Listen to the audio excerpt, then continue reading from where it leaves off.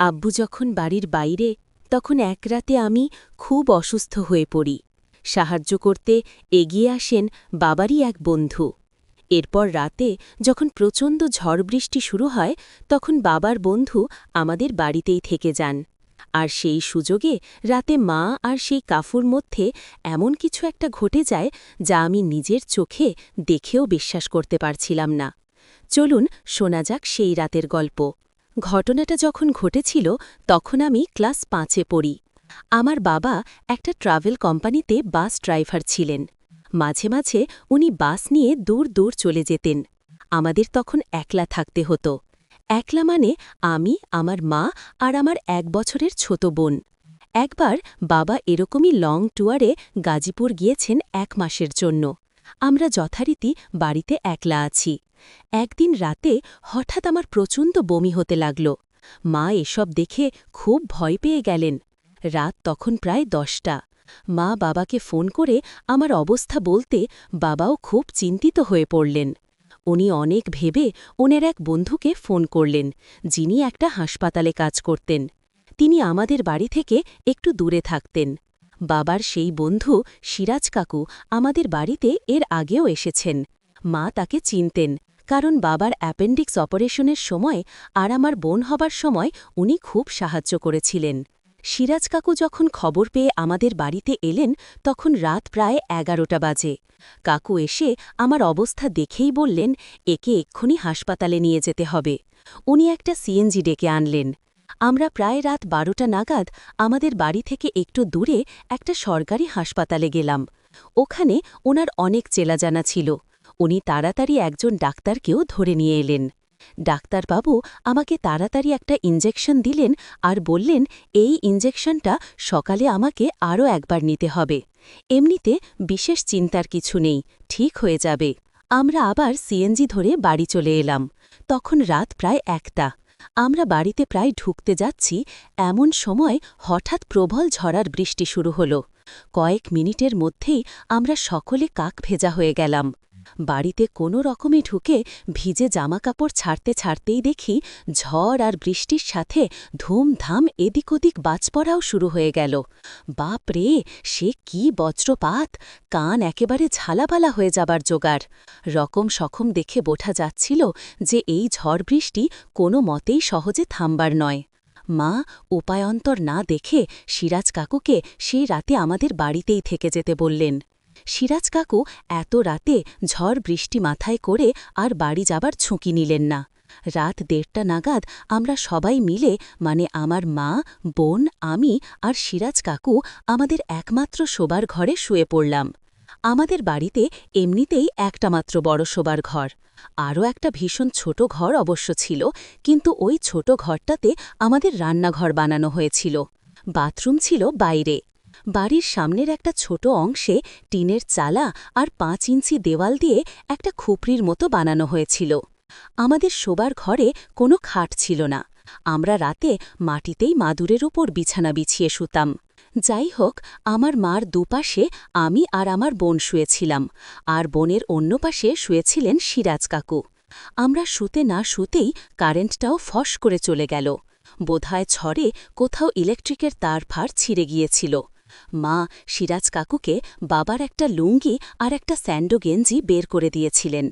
সিরাজ কাকু নিজের ভিজে প্যান্ট জামা ছেড়ে শুধু বাবার লুঙ্গিটা আর গেঞ্জিটা পরেই শুয়ে পড়লেন। আমিও গেঞ্জি গায়ে আর প্লাজো পরে শুয়ে পড়লাম। মার পরনে ছিল শাড়ি, সায়া আর ব্লাউজ। মা এমনিতে রাতে শুধু ছায়া আর ব্লাউজ পরেই শুতেন, কিন্তু সেদিন সিরাজ কাকু ছিলেন বলে বোধহয় শাড়ি পরেই শুয়েছিলেন। কারেন্ট চলে যাওয়ায় আর বৃষ্টির কারণে জানলা বন্ধ রাখায় ঘরে প্রচণ্ড গরম হচ্ছিল। ওই প্রচণ্ড গরমে আমরা কেউ ঘুমোতে পারছিলাম না, শুধু শুয়ে শুয়ে কুলকুল করে ঘামছিলাম। একটু পরে মনে হল সিরাজ কাকু গায়ের গেঞ্জিটা খুলে খালি গায়ে ঘুমানোর চেষ্টা করলেন। আমি খেয়াল করলাম অন্ধকারে মা সিরাজ কাকুর লোমে ভরা ভরাট বুকের দিকে মাঝে মাঝেই আর চোখে তাকাচ্ছেন।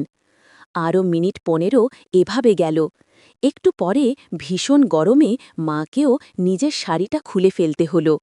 অন্ধকার ঘরে মার হাতের চুড়ির রিন শব্দে বুঝলাম মা চুপি চুপি নিজের শাড়িটা খুলছে। মা শাড়িটা খুলে বোধহয় নিজের মাথার কাছে রেখে দিল।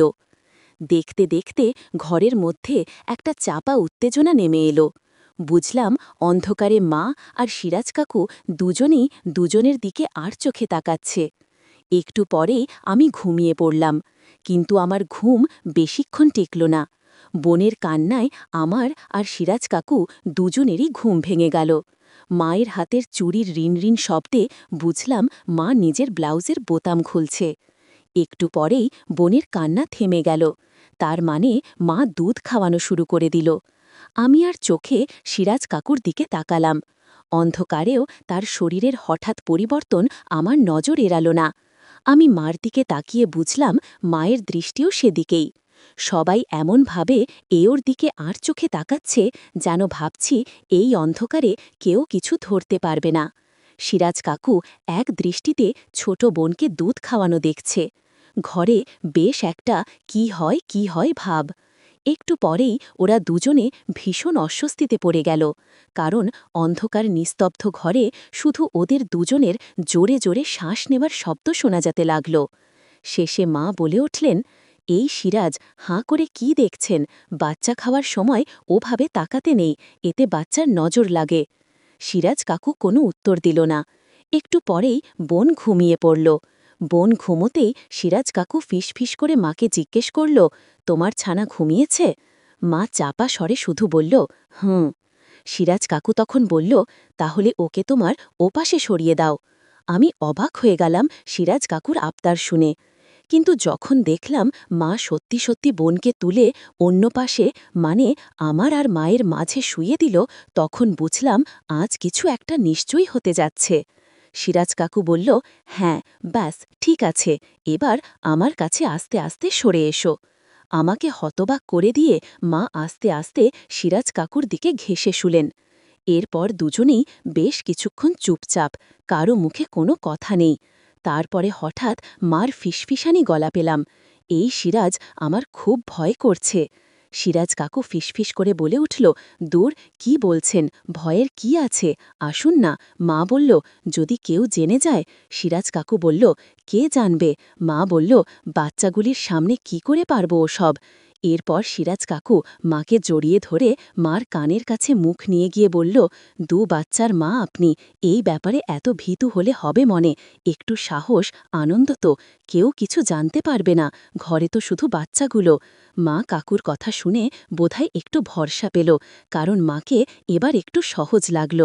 মা কাকুর বুকের লোমে মুখ ঘষতে বলল, জানেন, আমি আমার বরের সঙ্গে ছাড়া আর কারোর সঙ্গে কখনো এমনটা করিনি। সিরাজ কাকু মাকে বলল, মন খারাপ করছেন কেন? শরীর থাকলে মন মাঝে মাঝে একটু চটপট করেই। আর আপনি কি এমন অপরাধ করছেন? স্বামী দূরে আছে, এই সময় একটু আবেগে ভেসে গেলে দোষ কি? অনেকেই তো এরকম করে, স্বামী ঘরে ফিরলে না হয় একটু বেশি করে যত্ন করে দেবেন। মা বলল, কখনো এমন করিনি তো, তাই মনটা খচখচ করছে। বরটা আমাকে বিশ্বাস করে ছেড়ে যায়, এভাবে ওকে ঠকানো কি ঠিক হবে? কাকু উত্তরে বলল, আরে, ও তো আর দেখতে আসছে না এসব, আপনার ভয় কি? মা বলল, আসলে আপনার বন্ধু আমাকে খুব ভালোবাসে তো। সিরাজ কাকু বলল, ওসব চিন্তা মনে আনবেন না তো, তাহলে আর মজা পাবেন না। দেখুন, এসবের সাথে স্বামীকে ভালোবাসার কোনো সম্পর্ক নেই। অন্য মানুষের সাথে একটু আধটু এমন হলে কোনো দোষ হয় না। মার মন তাও সায় দিচ্ছিল না। মা বলল, তাই বলে সরাসরি এগুলো? সিরাজ কাকু মার ঠোঁটে আলতো করে একটা পাপ্পি দিয়ে বলে উঠল, দেখুন, এত ভালো সুযোগ আর আসবে না। মা উত্তরে কিছু একটা বলতে গিয়েও পারলেন না, শুধু একবার উফ করে উঠে চুপ করে গেলেন। এরপর কিছু অদ্ভুত শব্দ আমার কানে আসতে লাগল। কি ঘটছে তা বুঝতে আমার আর বাকি রইল না। মা কিছুক্ষণ পর আদরে গলায় কিছু একটা বলতে গেলেন, কিন্তু পারলেন না। সিরাজ কাকুর তীব্র আদরে তার সব বাধা দেওয়ার ক্ষমতা কমে আসছিল। এক সময় মা একেবারে নিস্তেজ হয়ে পড়লেন, আর সেই সুযোগে সিরাজ কাকু মার শেষ বাঁধনটুকুও খুলে দিল। সিরাজ কাকু এবার ফিসফিস করে মাকে বলল, মুখে তো খুব সতীপনা দেখাচ্ছিলে, কিন্তু তোমার শরীর তো অন্য কথা বলছে। মা এর কোনো উত্তর না দিয়ে সিরাজ কাকুর মাথার চুলে আঙুল চালাতে লাগলেন। কিছুক্ষণ পর রাতের নিস্তব্ধতা ভেঙে শুধু দুজনের ভারী নিঃশ্বাস আর চাপা গোঙানি শব্দ ভেসে আসতে লাগল। মা তীব্র আবেগে মাথাটা একবার এদিক একবার ওদিক করতে লাগলেন। মনে হচ্ছিল দুটো বন্য প্রাণী যেন তীব্র উত্তেজনায় একসাথে কাতরাচ্ছে। বন্ধুরা, আশা করি বাকিটা বুঝে গেছেন। এরপর মা সিরাজ ডাকু একে অপরকে শক্ত করে জড়িয়ে ধরে বাকি রাতটুকু কাটিয়ে দিল। পরের দিন ভোরে সিরাজ কাকু বাড়ি ফিরে গেলেও রাতে আবার ফিরে এলো। এরপর থেকে প্রায় প্রতি রাতেই তাদের মধ্যে গোপন মেলামেশা চলতে লাগল। বাবা ফিরে আসার আগে পর্যন্ত প্রায় ২৫ দিন এভাবেই কাটল।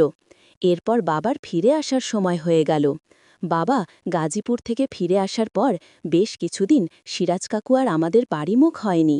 বন্ধুরা, পুরো গল্পটা শোনার জন্য ধন্যবাদ। গল্পটি আপনাদের কেমন লাগলো অবশ্যই কমেন্টে জানাবেন। ভালো লাগলে একটা লাইক দেবেন।